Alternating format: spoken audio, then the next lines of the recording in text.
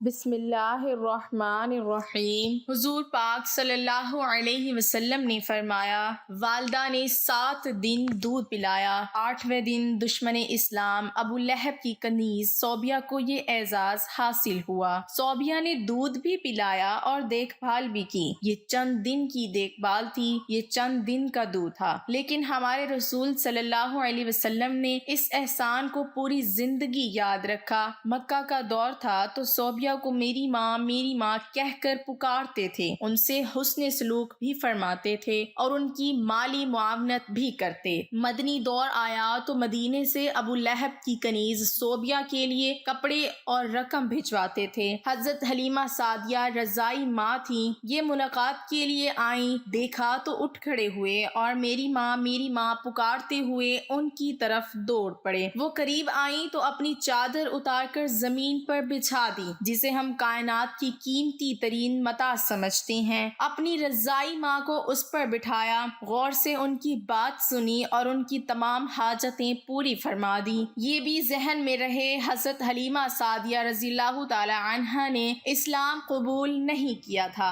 وہ اپنے پرانے مذہب پر قائم رہی تھیں۔ فتح مکہ کے وقت حضرت حلیمہ کی بہن خدمت میں حاضر ہوئیں، ماں کے بارے میں پوچھا، بتایا گیا کہ وہ انتقال فرما چکی ہیں۔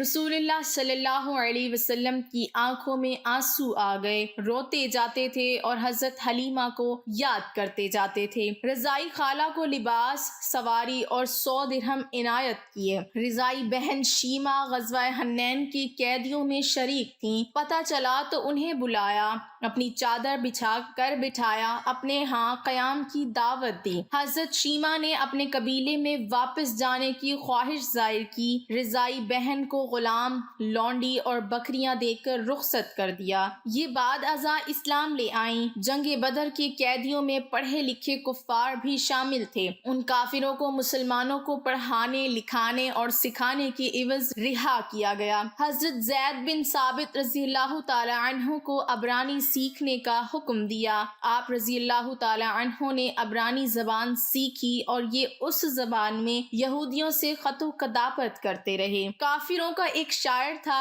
سہیل بن عمرو، یہ رسول اللہ صلی اللہ علیہ وسلم کے خلاف اشتعال انگیز تقریری بھی کرتا تھا اور توہین آمیز شعر بھی کہتا تھا۔ یہ جنگ بدر میں گرفتار ہوا۔ سہیل بن عمرو کو بارگاہ رسالت میں پیش کیا گیا۔ حضرت عمر رضی اللہ تعالی عنہ نے تجویز دی، میں اس کے 2 نچلے دانت نکال دیتا ہوں، یہ اس کے بعد شعر نہیں پڑھ سکے گا۔ تڑپ کر فرمایا، میں اگر اس کی اعضاء بگاڑوں گا تو اللہ میرے اعضاء بگاڑ دے گا۔ سہیل بن عمرو نے نرمی کا دریا بہتے دیکھا تو عرض کیا، مجھے فدیہ کے بغیر رہا کر دیا جائے گا۔ اس سے پوچھا گیا، کیوں؟ سہیل بن عمرو نے جواب دیا، میری 5 بیٹیاں ہیں، میرے علاوہ ان کا کوئی سہارا نہیں۔ رحمت للعالمین صلی اللہ علیہ وسلم کی غیرت نے گوارا نہ کیا، یہ 5 بچیوں کے کفیل کو قید میں رکھیں یا پھر اس کے 2 دانت توڑ دیں۔ غزوہ خندق کا واقعہ ملاحظہ کیجئے، عمرو بن عبدود مشرک بھی تھا، ظالم بھی، اور کفار کی طرف سے مدینے پر حملہ آور بھی۔ جنگ کے دوران عمرو بن عبدود مارا گیا، اس کی لاش تڑپ کر خندق میں گر گئی۔ کفار اس کی لاش نکالنا چاہتے تھے لیکن انہیں خطرہ تھا مسلمان ان پر تیر برسا دیں گے۔ کفار نے اپنا سفیر بھجوایا، سفیر نے لاش نکالنے کے عوض 10,000 دینار دینے کی پیشکش کی۔ رحمت للعالمین صلی اللہ علیہ وسلم نے فرمایا، میں مردہ فروش نہیں ہوں، ہم لاشوں کا سودا نہیں کرتے، یہ ہمارے لیے جائز نہیں۔ کفار کو عمرو بن عبدود کی لاش اٹھانے کی اجازت دے دی۔ خیبر کا قلعہ فتح ہوا تو یہودیوں کی عبادت گاہوں میں تورات کے نسخے پڑے تھے، تورات کے سارے نسخے اکٹھے کروائے اور نہایت ادب کے ساتھ یہ نسخے یہودیوں کو پہنچا دیے، اور خیبر سے واپسی پر فجر کی نماز کے لیے جگانے کی ذمہ داری حضرت بلال رضی اللہ تعالی عنہ کو سونپی گئی۔ حضرت بلال رضی اللہ تعالی عنہ کی آنکھ لگ گئی، سورج نکل آیا تو قافلے کی آنکھ کھلی۔ رسول اللہ صلی اللہ علیہ وسلم نے حضرت بلال رضی اللہ تعالی عنہ سے فرمایا، بلال آپ نے یہ کیا کیا؟ حضرت بلال رضی اللہ تعالی عنہ نے عرض کیا، یا رسول اللہ صلی اللہ علیہ وسلم، جس ذات نے نے آپ صلی اللہ علیہ وسلم کو سلایا، اس نے مجھے بھی سلا دیا، تبسم فرمایا اور حکم دیا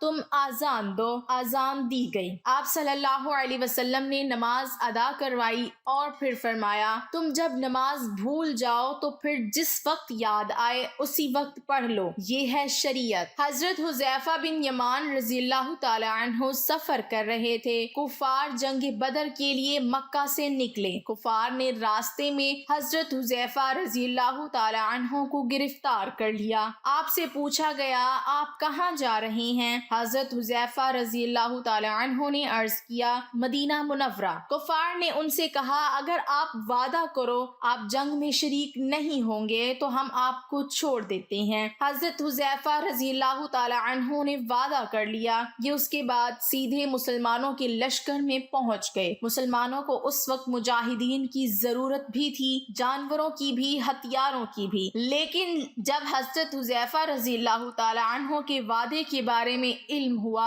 تو مدینہ بھجوا دیا گیا اور فرمایا ہم کافروں سے معاہدے پورے کرتے ہیں اور ان کے مقابلے میں صرف اللہ تعالیٰ سے مدد چاہتے ہیں۔ نجران کے عیسائیوں کا 14 رکنی وفد مدینہ منورہ آیا۔ رسول اللہ صلی اللہ علیہ وسلم نے عیسائی پادریوں کو نہ صرف ان کی روایتی لباس میں قبول فرمایا بلکہ انہیں مسجد نبوی میں بھی ٹھہرایا اور ان کو ان کے عقیدے کے مطابق عبادت کرنے کی اجازت بھی دی۔ یہ عیسائی وفد جتنا عرصہ مدینہ منورہ میں رہا یہ مسجد نبوی صلی اللہ علیہ وسلم میں مقیم رہا اور مشرق کی طرف منہ کر کے عبادت کرتا رہا۔ حضرت سعد بن عبادہ رضی اللہ تعالی عنہ نے فتح مکہ کے وقت مدنی ریاست کا جھنڈا اٹھا رکھا تھا۔ یہ مکہ میں داخل ہوتے وقت جذباتی ہو گئے اور انہوں نے حضرت ابو سفیان رضی اللہ تعالی عنہ سے فرمایا آج لڑائی کا دن ہے، آج کفار سے جی بھر کے انتقام لیا جائے گا۔ رحمت للعالمین صلی اللہ علیہ وسلم نے سنا تو ناراض ہو گئے، ان کے ہاتھ سے جھنڈا لیا، ان کے بیٹے قیس رضی اللہ تعالی عنہ کے سپرد کیا اور فرمایا نہیں آج لڑائی نہیں، رحمت اور معاف کرنے کا دن ہے۔ مدینے میں تھے تو مکہ میں قحط پڑ گیا، مدینہ سے رقم جمع کی، خوراک اور کپڑے اکٹھے کیے اور یہ سامان مکہ بھجوایا اور ساتھ ہی اپنے اتحادی قبائل کو ہدایت کی مکہ کے لوگوں پر برا وقت ہے، آپ لوگ ان سے تجارت ختم نہ کریں۔ مدینہ کے یہودی اکثر مسلمانوں سے یہ بحث چھیڑ دیتے تھے